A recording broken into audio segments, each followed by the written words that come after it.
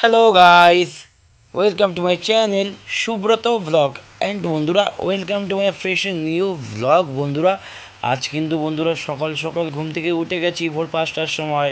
তোমরা দেখো আমি কি করবো। হে হে বন্ধুরা, তোমরা সকাল সকাল দেখতে পাচ্ছ এখন কিন্তু মন্দিরে চলে এসেছি। ভোর 5টা বাজে।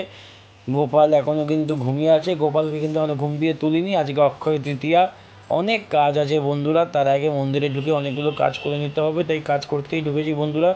সমস্তগুলো গুছিয়ে নিজেকেই নিতে হবে বন্ধুরা। মন্দিরের কাজ সেরে কিন্তু বেরিয়ে গেছি।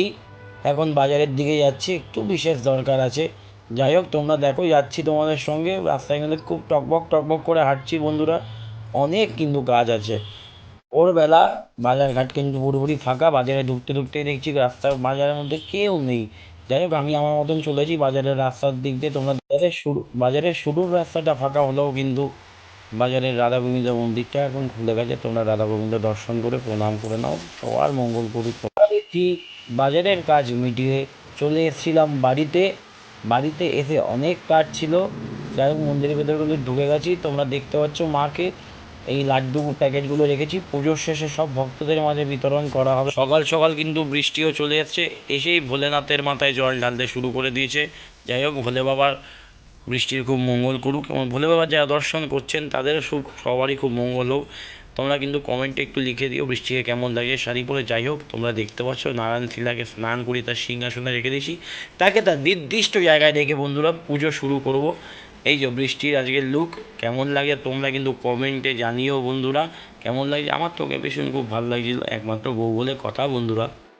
সমস্তটা কিন্তু রেডি হওয়ার পর শ্রী গণপতি বাপ্পাকে এতটাই সুন্দর লাগছিল যে চোখ ফিরিয়ে নেওয়া যাচ্ছিল না।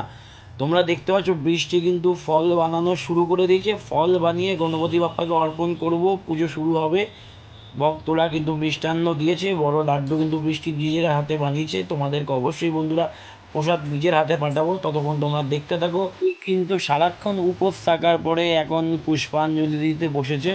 তোমরা দেখতে পাচ্ছ যে কতটা মনোযোগ দিয়ে পুষ্পাঞ্জলি দিচ্ছে, মাথায় জল ছিটিয়ে দিচ্ছে।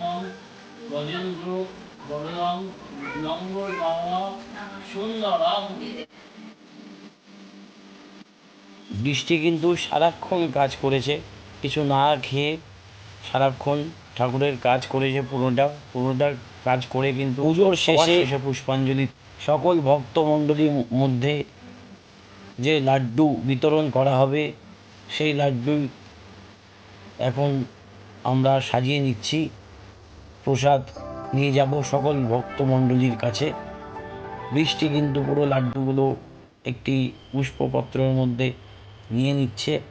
তোমরা দেখতে পাচ্ছ এতগুলো লাড্ডু সকলকে দেওয়া হবে। যাই হোক, ব্যস্ততার কারণে আর ভিডিও করে হয়ে ওঠা হয়নি। যাই হোক বন্ধুরা, আমরা তো অক্ষয় তৃতীয়াতেই গণপতি বাপ্পার পুজো করলাম। তোমরা কী কী করলে আমাকে কমেন্টে অবশ্যই জানিও। আর হ্যাঁ বন্ধুরা, ভিডিওটি ভালো লাগলে লাইক কমেন্ট শেয়ার অবশ্যই সাবস্ক্রাইব করে দিও। সবাই খুব ভালো থাকো, টাটা।